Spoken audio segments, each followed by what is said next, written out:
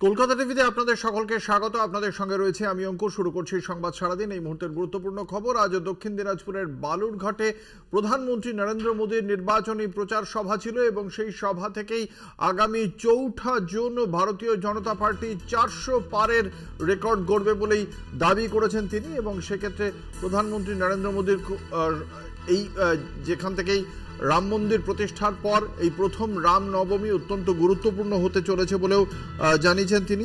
একই সঙ্গে তৃণমূল কংগ্রেসকে বিভিন্ন ইস্যুতে আক্রমণ করেছেন প্রধানমন্ত্রী। তার বক্তব্য, পঞ্চায়েতে নির্বাচনের সময় বালুরঘাটে মহিলাদের দণ্ডি কাটানো হয়েছিল, সেই বিষয়টি তুলে ধরেও প্রধানমন্ত্রী নরেন্দ্র মোদী তৃণমূল কংগ্রেসকে আক্রমণ করেন। ৪০০ পার, এই যে আগামী ৪ জুন যে ৪০০ আসন পার করার রেকর্ড গড়বে ভারতীয় জনতা পার্টি, এই বিষয়ে কি বলেছেন প্রধানমন্ত্রী শোনাবো। आज पूरा बंगाल कह रहा है 4 जून 400 पार, 4 जून 4 जून 4 जून आबार एक बार, आबार एक बार, आबार एक बार।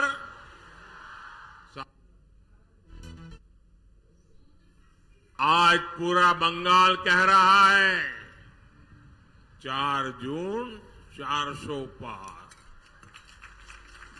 4 जून 4 जून 4 जून आबार एक बार, आबार एक बार, आबार एक बार। আপনাদের জানিয়ে রাখি, আজকে প্রধানমন্ত্রী নরেন্দ্র মোদী একদিকে যেমন ৪০০ পার করার দাবি করেছেন, তার পাশাপাশি তৃণমূল কংগ্রেসকে তোলাবাজ ভ্রষ্টাচারীদের দল বলেও অভিহিত করেছেন তিনি। নেতাদের বাড়ি থেকে কোটি কোটি টাকা উদ্ধার হয়েছে বলে কটাক্ষ করেছেন। পাশাপাশি বালুরঘাটে যেখান থেকে নির্বাচনে লোকসভা নির্বাচনে বিজেপির প্রার্থী, বিজেপির রাজ্য সভাপতি সুকান্ত মজুমদার, সেই সুকান্ত মজুমদারের প্রশংসা উঠে এসেছে প্রধানমন্ত্রী নরেন্দ্র মোদীর মুখে। দুপুর ২:৩০টার সময় বালুরঘাটে তিনি পৌঁছে যান। এরপর রায়গঞ্জেও জনসভা রয়েছে প্রধানমন্ত্রীর। রায়গঞ্জে ভারতীয় জনতা পার্টির প্রার্থী কার্তিক পাল। দ্বিতীয় দফায় ২৬শে এপ্রিল ভোট রয়েছে বালুরঘাট এবং রায়গঞ্জে, এবং সেই কারণেই পৌঁছে গেলেন প্রধানমন্ত্রী নরেন্দ্র মোদী বালুরঘাট এবং রায়গঞ্জে তার নির্বাচনী প্রচারে।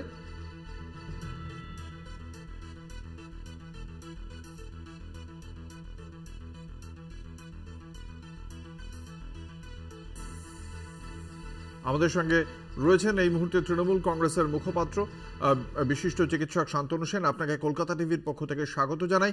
প্রধানমন্ত্রীর দাবি ৪ জুন ৪০০ পার করার রেকর্ড করবে ভারতীয় জনতা পার্টি। কিভাবে দেখছেন প্রধানমন্ত্রীর এই দাবিকে? আমার 2021-এর আপকি বার 200 পারটা মনে পড়ে যাচ্ছে, এবং 200 পার বলতে গিয়ে কোটি কোটি টাকা খরচা, ইলেকট্রনিক, প্রিন্ট মিডিয়া, সোশ্যাল মিডিয়ার অপব্যবহার, ইলেকশন কমিশনের অপব্যবহার, মিথ্যা অপপ্রচার, মানুষকে ভয় দেখানো, তারপরে বাংলার মানুষের রায় 77-এ আটকে যাওয়া। তাহলে আপনি বার 200 পার বলে বাংলায় যদি 77-এ আটকে যায়, তাহলে 400 পার বলে তো 150-এ আটকে যাবে বলে আমার মনে হচ্ছে। ধন্যবাদ। আমাদের সঙ্গে ছিলেন তৃণমূল কংগ্রেসের মুখপাত্র বিশিষ্ট চিকিৎসক শান্তনু সেন। খুব স্পষ্টভাবেই তিনি কটাক্ষ করেছেন প্রধানমন্ত্রী নরেন্দ্র মোদীর এই ৪০০ পারের দাবিকে।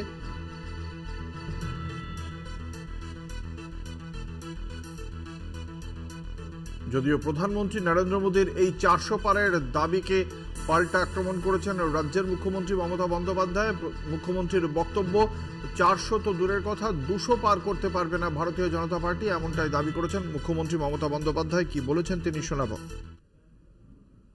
এত মিথ্যে কথা, এত কুৎসা, এত অপপ্রচারের পথ নিত না। এরা জিতবে না, এরা ২০০ পার হবে না। দেবে আসবেন, এবার বিজেপি জিতছেন না। বাংলায় আমরা ফাইট করে দিব, তেমনি অন্যান্য রাজ্য, তামিলনাড়ুতে স্ট্যালিনরা জিতলে, পাঞ্জাবে অরবিন্দরা জিতলে, ইউপিতে অখিলেশরা করবে, অন্যান্য যে জায়গায় যে পার্টি আছে শক্তিশালী তারা সেইভাবে করবে। কিন্তু জেনে রাখবেন বিজেপির খাতা কিন্তু শূন্য হয়ে যাবে।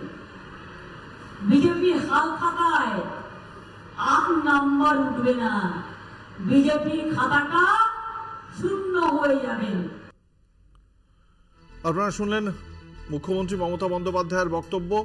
200 পার করবে না বলেই দাবি করেছেন তিনি। বালুরঘাট কেন্দ্র, এই কেন্দ্রে রাজ্যের ক্রেতা সুরক্ষা মন্ত্রী বিপ্লব মিত্রকে প্রার্থী করেছে তৃণমূল কংগ্রেস। অন্যদিকে বিজেপির রাজ্য সভাপতি সুকান্ত মজুমদার বালুরঘাট কেন্দ্রে বিজেপির প্রার্থী। অন্যদিকে বামেদের এবং কংগ্রেসের সমর্থনে বামেদের আরএসপির প্রার্থী জয়দেব সিদ্ধান্ত। 2019-এ এই কেন্দ্র থেকেই জয়যুক্ত হয়েছিলেন বিজেপির প্রার্থী সুকান্ত মজুমদার। সুকান্ত মজুমদার প্রায় 45.02% ভোট পেয়েছিলেন। এই জেলার যে 7টি আসন রয়েছে, এই সংসদীয় ক্ষেত্রের যে 7টি বিধানসভা আসন রয়েছে, সেক্ষেত্রে এই 7টি বিধানসভা আসনের মধ্যে তিনটি করে রয়েছে তৃণমূল কংগ্রেসের দখলে রয়েছে এই জেলার 3টি আসন, এবং অন্যদিকে বাকি 3টি আসন তৃণমূল কংগ্রেস ভারতীয় জনতা পার্টির দখলে রয়েছে। উত্তর দিনাজপুরের ইটাহারও রয়েছে বালুরঘাটের মধ্যে। বালুরঘাট লোকসভার মধ্যে রয়েছে ইটাহার কেন্দ্র, সেই ইটাহার কেন্দ্রটিও তৃণমূল কংগ্রেসের। যদি শুধু বালুরঘাট লোকসভা দেখা হয়, তাহলে বালুরঘাট লোকসভার মধ্যে 2021-এর বিধানসভা নির্বাচনে 4টি আসনের দখল রাখে তৃণমূল কংগ্রেস, বাকি 3টি আসন দখল রয়েছে বিজেপির হাতে। ফলে এই কেন্দ্রে এবার হাড্ডাহাড্ডি লড়াই হবে। আমাদের সঙ্গে এই মুহূর্তে রয়েছেন প্রদেশ কংগ্রেসের গুরুত্বপূর্ণ নেতা, এবারের উত্তর কলকাতা কেন্দ্রে প্রার্থী প্রদীপ ভট্টাচার্য। কলকাতা টিভির পক্ষ থেকে আপনাকে স্বাগত জানাই।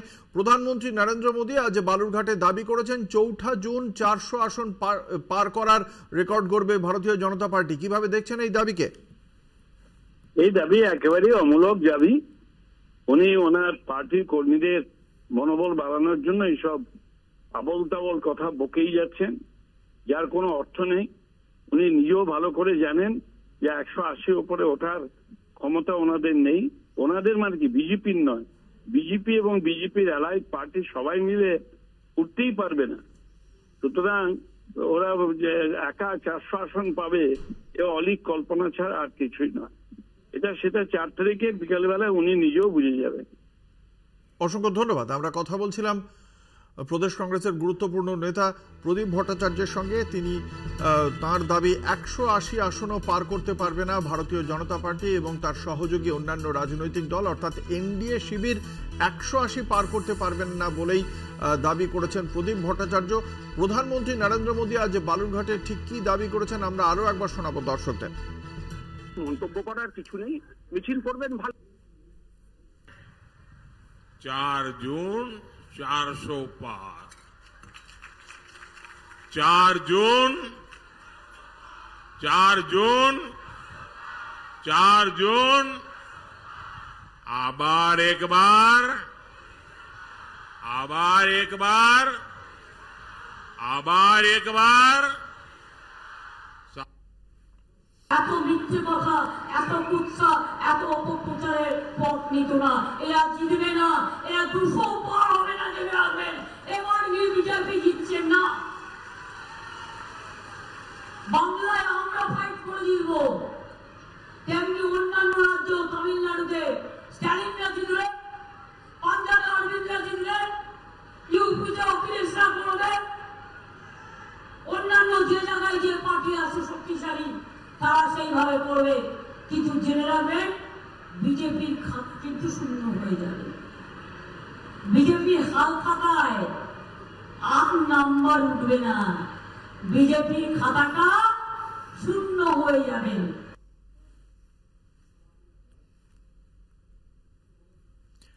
আপনারা শুনলেন মমতা বন্দ্যোপাধ্যায়ের পাল্টা হুঙ্কার। তার বক্তব্য 200 আসনও পাবে না ভারতীয় জনতা পার্টি।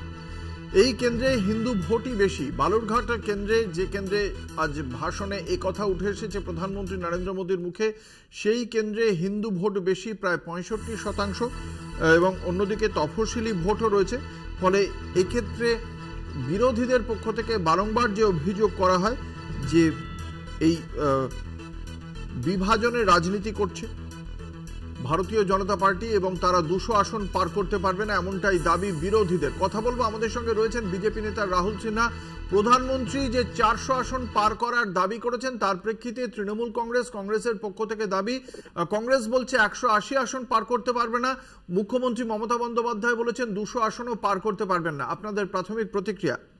কত আসন পার করতে পারে তা তো গত দুবার দেখিয়ে দিয়েছে, অতএব সেই জন্য চিন্তার কোনো কারণ নেই। ভারতীয় জনতা পার্টি এবার 400 আসন পার করবে তার যে এনডিএ জোটকে নিয়ে। আর কংগ্রেস এবং তৃণমূল কংগ্রেসের জোটের অবস্থা খুবই করুণ হবে। রাজ্যে যে তৃণমূলের অবস্থা খুব করুণ হতে চলেছে তা মমতা ব্যানার্জির বক্তব্য এবং কর্মকাণ্ড থেকেই পরিষ্কার বোঝা যাচ্ছে। সেই জন্য আগে বাংলা বাঁচা, তারপরে দেশ নিয়ে বড় বড় কথা বলবো। অসংখ্য ধন্যবাদ। আমরা কথা বলছিলাম রাহুল সিনহার সঙ্গে।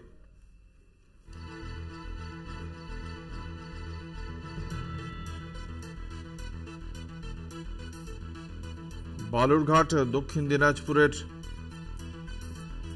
যে আসনে দাঁড়িয়ে আজ প্রধানমন্ত্রী একথা বলেছেন, এই আসনে তার এই জনসভার পর তিনি আজ বিকেল 4:15 নাগাদ রায়গঞ্জে তার পরবর্তী জনসভা রয়েছে।